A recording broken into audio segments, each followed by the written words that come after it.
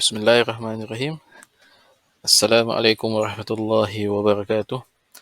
Alhamdulillahi rabbil alamin. Wassalatu wassalamu ala asyrafil anbiya'i wal mursalin wa ala alihi wa sahbihi ajma'in. Qala rabbi shrah li sadri wa yassir li amri wahlul 'uqdatam min lisani yafqahu qawli, amma ba'd. Ya, alhamdulillah kita ucapkan rasa syukur kita pada Allah Taala kerana kita dapat teruskan lagi majlis ataupun program bacaan Ad-Daulah Al-Osmaniyah Al-Aliyah ini karangan Muhammad Farid Beg, yang mana sebenarnya kita dah cuti hampir 2 minggu. Tak apa, kita teruskan. Mudah-mudahan untuk yang sesi-sesi yang lepas tu boleh tengok lagi rakamannya di dalam Facebook GPTD ataupun YouTube GPTD. Okay, jadi hari ini kita akan teruskan lagi untuk siri yang ke-9. Alhamdulillah kita dah masuk siri ke-9 dan kita pun sudah masuk, kita membincangkan tentang kekhalifahan. Jadi kita, sebagaimana yang kita tahu, era kekhalifahan Bani Abbasiyah ni memakan masa lebih kurang hampir 600 tahun. Dia pendek beberapa tahun berbanding kerajaan Osmaniyah.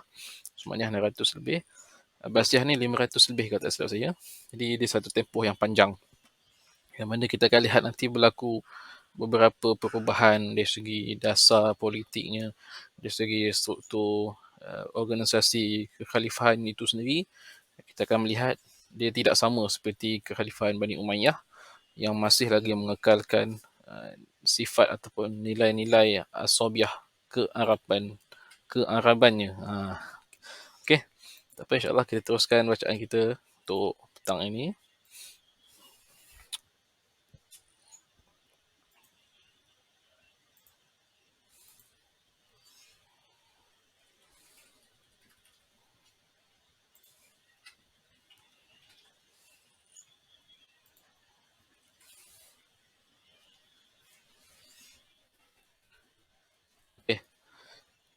Bismillahirrahmanirrahim. Qala al-musannif rahimahullah ta'ala wa nafa'ana bi'ulumihi fid dharain amin. Jadi kita lihat sambungan dia, kita berhenti baru ni berkenaan dengan pelantikan khalifah yang ketiga, iaitu Al-Mahdi. Okay, Abu Al-Abbas As-Saffah, Abu Ja'far Al-Mansur, kemudian Al-Mahdi, khalifah yang ketiga. Al-Mahdi ni ialah anak kepada Khalifah Al-Mansur, yang pada asalnya selepas Khalifah Al-Mansur itu diwasiatkan supaya diserah kepada anaknya As-Saffah, tetapi tidak. Begitulah. Kita start daripada ni. Wa min ahammi a'mali Muhammad Al-Mahdi tanzimihi al-barid wa ta'mimihi bainal madaini al-azimah وغزو الروم مرتين بمعرفة ابنه هارون الرشيد. وفي أيامه ظهر بعض الزنادقة في حلب فجمعهم المهدي وقتلهم عن آخرهم ومزق كتبهم، واستمرت خلافته 10 سنين وشهرا، وتوفي في 2 محرم سنة 169 Hijri Bimasandan. Ini tempat ni. Wa umruhu 43 sana.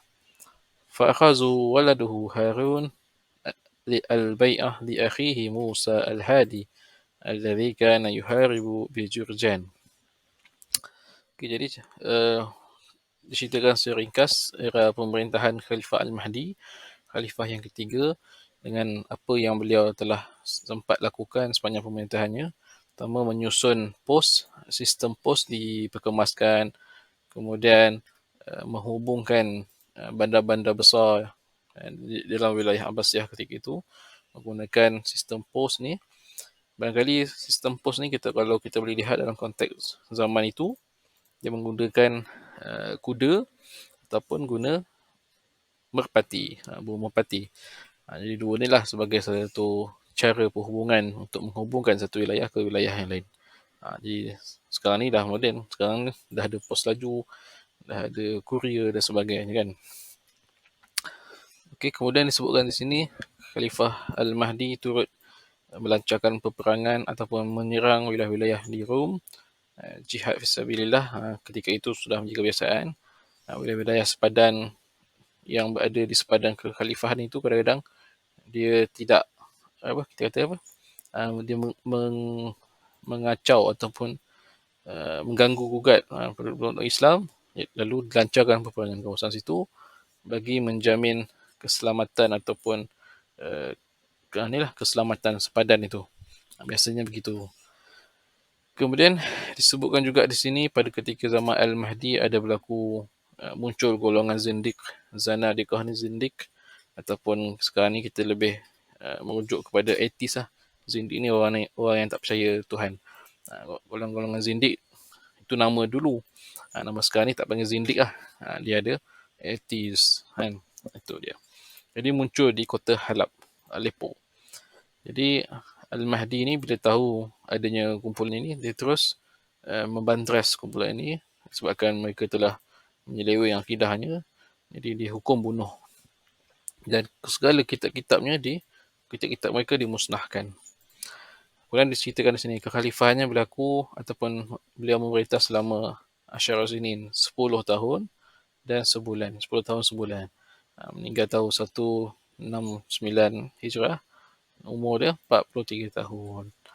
Jadi suka untuk kita sebutkan di sini bahawa Khalifah Al-Mahdi ini dia memiliki 2 orang anak lelaki. Seorangnya yang sulung namanya Musa Al-Hadi. Musa Al-Hadi. Satu lagi Harun Al-Rashid. Jadi itulah adik-beradik. Musa, Harun. Nabi Musa dengan Nabi Harun adik-beradik. Itulah dia. Musa Al-Hadi abang kepada Harun Al-Rashid. Yang khalifah yang biasa kita sebut zaman kegemilang Islam. Itulah dia, Harun Al-Rashid. Jadi apa isu dia di sini adalah setelah Al-Mahdi meninggal dunia, waktu tu Musa Al-Hadi ni tak ada dekat Baghdad. Jadi sepatutnya anak yang sulung lah akan naik jadi khalifah kan. Tapi disebabkan dia tak ada, dia pergi berperang kat Jordan. Georgia ni Georgia lah sekarang kan. Negara Georgia. Jadi kalau ikutkan Harun Al-Rashid ni boleh saja kan ambil bai'ah tu. Dia jadi khalifah. Tapi sebabkan dia tak nak lagi ketika itu, dia tunggu juga. Dia bagi bai'ah kepada abang dia sampai abang dia datang, barulah ditabalkan menjadi khalifah dan diambil bai'ahnya. Jadi khalifah yang keempat ialah Musa Al-Hadi. Ia bin Muhammad Al-Mahdi. Ketika zaman Al-Hadi ni, Musa Al-Hadi ni, muncul Al-Husain bin Ali bin Al-Hasan bin Al-Hasan bin Ali bin Abi Talib. Ni seperti biasalah. Kita kata apa? Golongan Ahli Bait ni sering menjadi punca ataupun menjadi kita kata apa? Muka depan dalam siri-siri pemberontakan golongan Syiah ketika zaman itu. Jadi boleh dikatakan lah mana-mana saja Ahlul Bait keturunan Nabi SAW daripada Sayyidina Ali ni, kalau diorang setuju nak memimpin pemberontakan, maka akan berlakulah pemberontakan yang besar lah. Ramai pengikut Syiah ketika itu. Jadi muncullah ni Al-Husain bin Ali bin Al-Hasan bin Al-Hasan bin Ali bin Abi Talib. Ni keturunan, kalau ikut kat sini, keturunan Al-Hasan ya. Sama lah antara Hasan ataupun Husain. Keturunan mereka berdua ni boleh dikatakan menjadi musuh politik kepada Bani Abbasiyah. Wada'a khilafah bil Madinah. Bukan itu saja, Al-Husain ni tadi turut mengisytiharkan dirinya sebagai khalifah di kota Madinah. Jadi waktu tu kalau kita sebut Ahlul Bait, dia orang ada kat Mekah, kebanyakannya berada di Madinah. Tapi sekarang ni kalau kita sebut Ahlul Bait, kebanyakannya berada di Yaman. Itulah hari ni dah berubah. Mungkin ada sebab penghijrahan mereka ke Yaman itu kan. Kita tengok nanti. Fajtama'an alaihi kathirin وبايعوه فهربه عباسيون وقتله مع كثير من رفقائه وأهل بيته في ذو الحجة سنة 169. وفر من القتل إدريس بن عبد الله بن الحسن بن الحسن بن علي بن أبي طالب إلى بلاد المغرب، وهو مؤسس عائلة إدريسيين بمراكش. Okey. Jadi kita dapat info di sini bahawa apabila Khalifah Musa Al-Hadi melancarkan perang ataupun membantras golongan-golongan Syiah ni yang diketuai oleh Al-Husain bin Ali ni. Sebelum tu kalau kita sebut Syiah ni bukanlah Syiah yang hari ni. Kita tak boleh samakan Syiah hari ni dengan Syiah zaman dulu. Wallahualam mungkin telah berlaku perubahan dari segi pegangan agama, kefahaman dia dan sebagainya. Dia tak sama macam dulu. Kalau dulu memang kita kata tak adalah penyelewengan sangat berlaku. Jadi lebih kepada isu politik sebenarnya.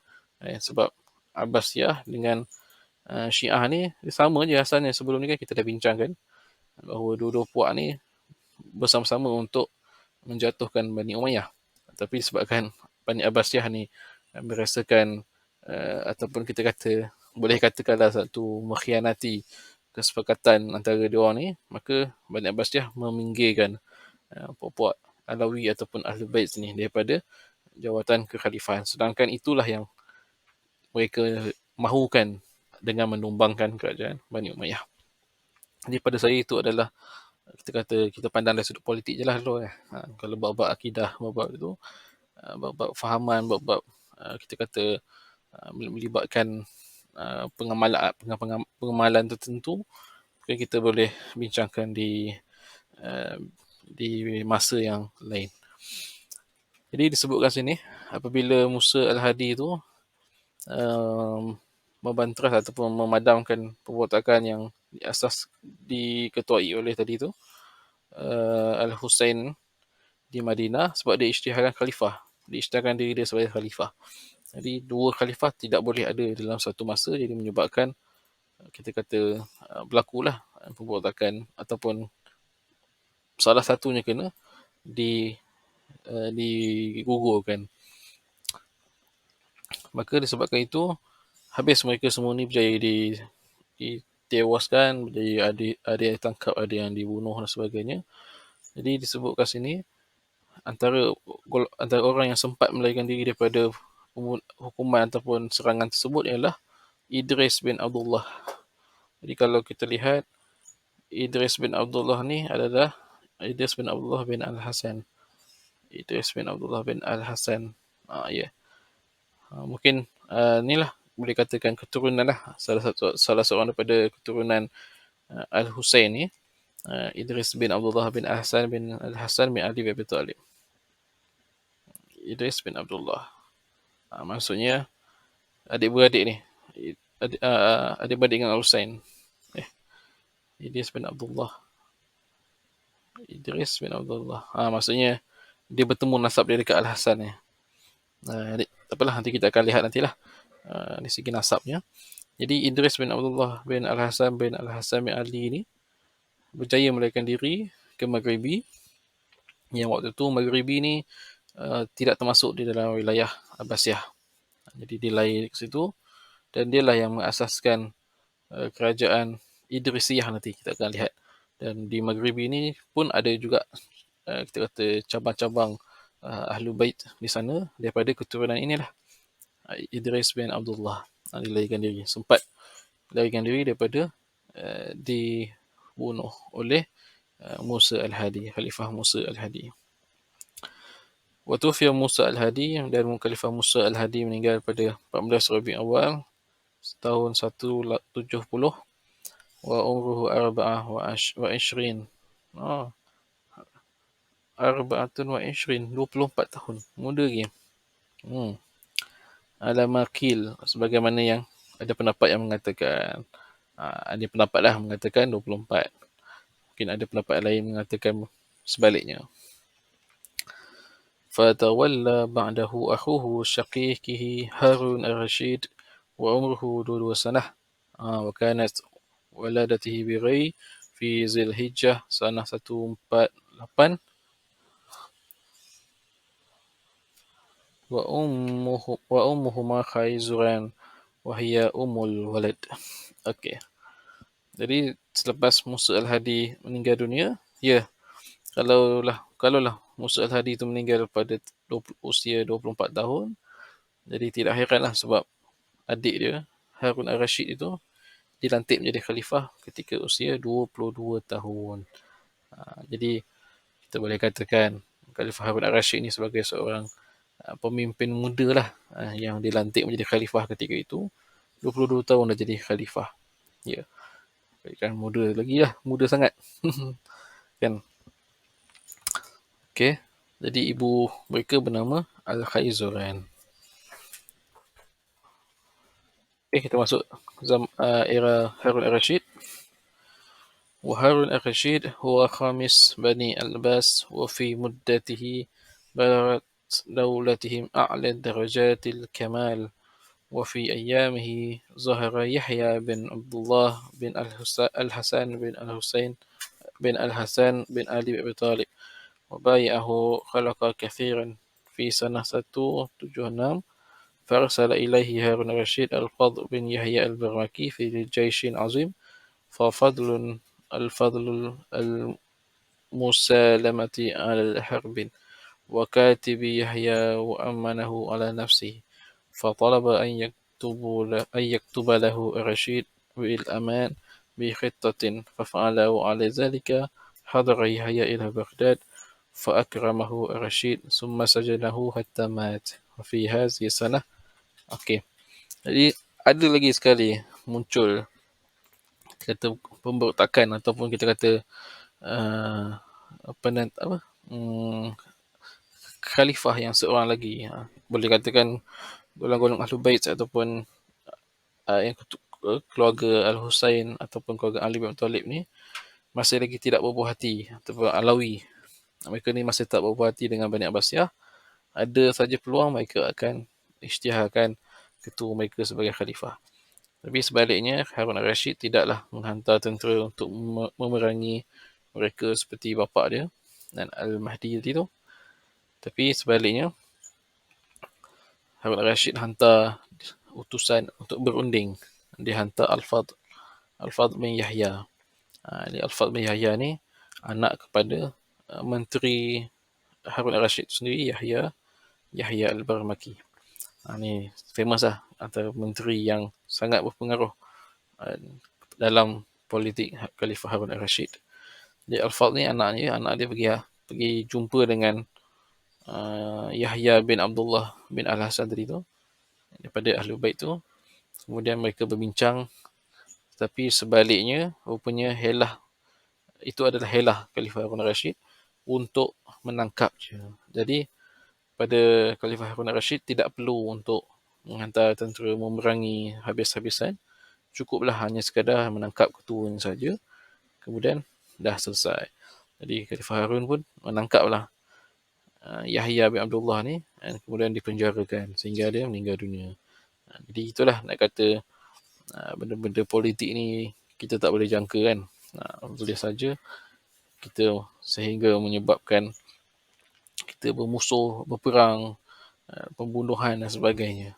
Jadi begitulah politik. Jadi kalau kita lihat dalam konteks politik, zaman Abbasiyah ni banyaklah. Dia dah macam apa kita kata, lebih kurang sama macam politik kita hari ni. Begitulah dia perkembangan dia. وفي هذه السنة حصلت بدمشق فتنة عظيمة بين المضرية واليمنية قتل فيها كثيرون. في سنة 179 توفي الإمام مالك رضي الله عنه وهو سامن الأئمة أربعة. Jadi pada tahun tu juga berlaku di kota Damsyik fitnah yang besar juga apabila melibatkan dua puak bangsa Arab yang besar. Kalau kita nak lihat balik sejarah, di semenanjung tanah Arab ni ada dua puak yang besar mendominasi semenanjung Arab. Yang pertama adalah puak Mudar. Satu lagi puak Yaman. Mudar ni belah-belah Syam. Yaman ni datang dari Yaman lah. Jadi ni dah daripada dua puak ni dah ada cabang-cabang kecil-kecil sampailah bani-bani yang kita kenali waktu baca sirah Nabi tu. Ini berlaku perangan fitnah. Kemudian pada tahun tu juga ramai yang terbunuh ketika itu, mungkin perang saudara ataupun konflik kan, sehingga menyebabkan ramai yang terbunuh.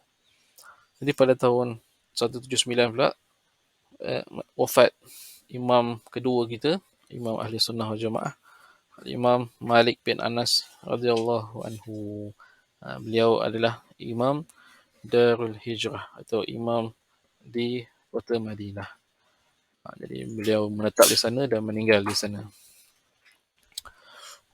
Masih lagi dalam era Harun al-Rashid. وفي سنة 184 ولي الإبراهيم بن أغلب على إفريقيا وبقيت له في ذريته إلى أن ظهر الفاطميون واستقلوا بملك أفريقيا ومصر كما تراه في آخر هذه المقدمة. Kemudian pada tahun 184, Khalifah Harun al-Rashid melantik seorang yang bernama Ibrahim bin Aghlab menjadi gubernur di seluruh wilayah Afrika kecuali Maghribi. Jadi itulah yang menyebabkan munculnya kerajaan kecil autonomi yang bernama Kerajaan Aghlabiyah. Inilah dia pengasas. Tetapi Aghlabiyah ini berjaya dikalahkan oleh Kerajaan Fatimiyah tak kala mereka menguasai Mesir ketika itu. Jadi mereka pun tumbangkan Kerajaan Aghlabiyah. Apa bezanya Aghlabiyah dengan Fatimiyah? Bezanya adalah fahaman akidah mereka. Jadi Aghlabiyah ni masih lagi Sunni ataupun Sunnah wal Jamaah. Tapi bila Fatimiyah ni adalah kerajaan pertama yang mengisytiharkan Syiah sebagai mazhab rasmi kerajaannya. Kerajaan Syiah pertama, kerajaan Fatimiyah. Tapi sebelum tu, sebelum Fatimiyah tu sendiri, silap. Fatimiyah ni kerajaan yang kedua. Sebentar lagi kita akan lihat satu kerajaan Syiah yang pertama lah. Nama dia Kerajaan Buaih. Kerajaan Buaih ni adalah kerajaan Syiah yang pertama, kemudian diikuti oleh Kerajaan Fatimiyah. Dua-dua ni ada berlaku pada zaman Kerajaan Abbasiyah. Jadi sebabkan Fatimiyah ni kemudian, nanti kita akan lihat nanti. وفي سنة 187 تحول رشيد عن البرامكة لما رأى امتداد نفوذهم وزيادة أموالهم وأملاكهم وميل الناس إليهم لكثرة عطاياهم فخشي من أنطمح أنظارهم إلى ما فوق ذلك أو يقصدوه وعائلته بسوء الطمع في تولي خلافة فلهذه الأسباب أصر على الإيقاع بهم فقتل جعفر بن يحيى في أنبار عند عودة رشيد من الحج في أول صفر 187 وأرسل رأسه وجثته إلى بغداد فنصبت بها أياما ثم أرسل من أحاط بيحيى البرمكي وولده الفضل وصادره في جميع أموالهم من المنقول وثابت وبذلك انقضت وزارة البرامكة بعد أن بقيت فيهم 17 سنة. وأما ما يذكرونه بعض المؤرخين ويجعلونه سببا لإيقاع برامكة فغير صحيح.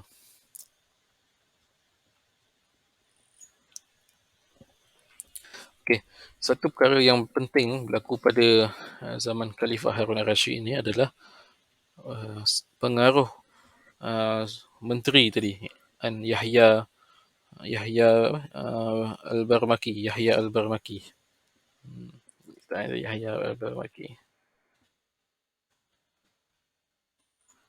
Yahya al-Barmaki.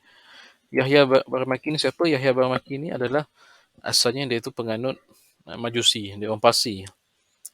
Harun al-Rashid ni orang Arab, kan? Pure Arab. Jadi bila Yahya al-Barmaki ni Parsi dan dia juga pernah ahli keluarga dia pernah mungkin datuk nenek dia pernah menjadi gubernur ketika zaman kerajaan Sasanid ataupun Bani Sasan, kerajaan Parsi sebelum Islam tu. Tapi bila dia dah masuk Islam, dia mewarisi legasi keluarganya yang sebagai pemerintah atau pentadbir yang cemerlang. Jadi dia dilantik menjadi wazir ataupun menteri kepada Khalifah Al-Mahdi dengan Al-Hadi. Jadi Muhammad Al-Mahdi Musa Al-Hadi. Jadi apabila apabila Yahya Baramaki ni dah makin berkuasa ataupun kita kata apa, kuasa dia makin berpengaruh, mengalahkan khalifah. Jadi Khalifah Harun Rashid berasa tidak selesa sebabkan oleh puak-puak Baramaki, ahli keluarga Baramaki ni seolah macam dia buat satu kroni dia sendiri. Dia menyebabkan khalifah tu dah hilang kuasa ataupun fungsinya yang sebenar. Jadi Khalifah Harun Rashid melihat ni satu masalah. Jadi menyebabkan Khalifah Harun Rashid ambil tindakan untuk menghukum dia. Sebab disebutkan di sini, wa mailan nas ilaihim likasrati atayahum, banyak bagi rasuah kan. Sebabkan keluarga menteri ni dia bagi rasuah, dia beli orang, jadi ramailah pengikut dia. Sebab banyak sangat dia bagi, dia suap seorang. Jadi khalifah merasakan satu benda yang tidak bagus. Jadi begitulah, mungkin itulah cara dia berpolitik. Jadi khalifah tidak berpuas hati, kemudian menghukum bunuh dia, memecat dia, melucutkan jawatan dia, menangkap semua ahli keluarga dia, kemudian hukumlah bunuh. Harta-harta dia semua dirampas. Jadi ketika itulah menyaksikan bahawa keluarga Baramaki ni dah hilang dah. Dia sudah dihapuskan di dalam sejarah kerajaan Abbasiyah pada zaman Khalifah Harun Rashid setelah mereka menguasai ataupun kita kata berada di dalam kerajaan selama 17 tahun.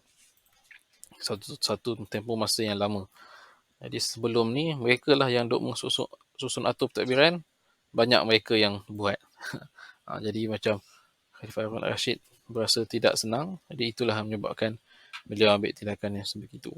Jadi selain itu adalah banyaklah kita kata isu-isu yang berkait dengan keluarga Baramaki ini sehingga menyebabkan khalifah terpaksa mengambil tindakan yang sebegitu.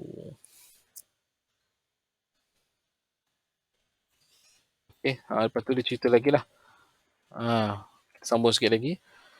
Pada tahun 190, Tufiya Yahya bin Khalid bin Baramaki fi Bilhabs. وكذلك توفي بالحبس ولده الفضل محرم سني من هذه السنة. توفي خليفة هارون الرشيد في مدينة طوس أثناء سفره، فصلى عليه ابنه صالح وأخذ البيعة لأخيه محمد الأمين وأرسل بخبره بذلك. وكان الرشيد قد عهد بالخلافة بعده لولده الأمين، ثم لمأمون، ثم لابنه القاسم، ولقبه بالمؤتمن، لكن جعل أمرا استمراره في ولاية العهد وعزله في يد المأمون، إن شاء استخلفه وإن شاء عهد بالخلافة لغيره. فلم يتبع الأمين هذا العهد، بل أبطل ذكر أخيه المأمون في خطبة في سنة 195 وأمر بأن يخطب لابنه موسى ولقبه الناطق بالحق. Okey, ini kita sambung minggu hadapan. Jadi dia ceritakan kat sini bahawa memang keluarga Baramaki tu memang kita kata dihabiskan lah. Maksudnya Saki Baki ahli keluarga Baramaki ni semua dilucutkan daripada sebarang jawatan kerajaan ketika itu. Termasuklah Yahya bin Khalid, kemudian Al-Fadl bin Yahya. Jadi mereka semua akhirnya berjaya dilucutkan daripada sebarang jawatan khalifah. Daripada seorang yang memiliki kuasa, seorang yang mulia, seorang yang dipandang hebat, seorang yang dihormati, menjadi seorang yang dihinakan, begitulah. Itulah antara yang kita boleh lihat. Kemudian disebutkan di sini Khalifah Harun Rashid meninggal dunia di kota Tus, sekarang ni berada di Iran, ketika dia bermusafir. Kemudian beliau disolatkan oleh anak lakinya yang bernama Saleh. Wa akhazal bai'ah li akhi, kemudian diambillah bai'ah kepada anaknya. Saleh ni salah satu daripada anak Harun Rashid. Kemudian dia pun berbai'ah ataupun memberi bai'ah kepada Muhammad Al-Amin. Jadi kita berhenti setakat sini dulu. Nanti minggu hadapan kita akan sambung. Kita melihat bagaimana konflik yang berlaku di antara dua orang anak Khalifah Harun al-Rashid ini, iaitu Al-Amin dan Al-Ma'mun. Yang mana panjanglah cerita dia, mungkin kita boleh huraikan minggu hadapan insyaAllah. Jadi itu saja untuk hari ini. Mudah-mudahan kita dapat memahami tentang apa yang berlaku pada era Kerajaan Abbasiyah, benda yang jarang diperkatakan. Jadi mungkin melalui bacaan sebegini, insyaAllah kita boleh dapat tahulah apakah faktanya, bagaimana jalan ceritanya kan. Jadi begitulah dia. InsyaAllah kita jumpa pada minggu hadapan. Wabillahi taufiq wal hidayah. Wassalamualaikum warahmatullahi wabarakatuh.